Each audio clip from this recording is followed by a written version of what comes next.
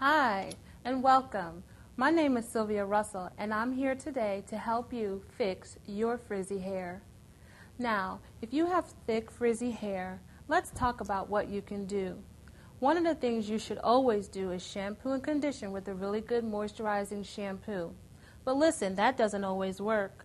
So remember, use a leave-in conditioner, something that won't weigh the hair down, but will help detangle and also seal the cuticle of your hair.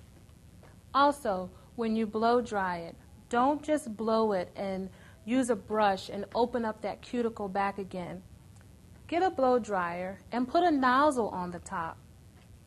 This is similar to what you can use, and there's also a large round nozzle that you can use to help diffuse your hair. And what that does, it allows only so much heat and air to come out of the blow dryer. This will cut down on frizzies.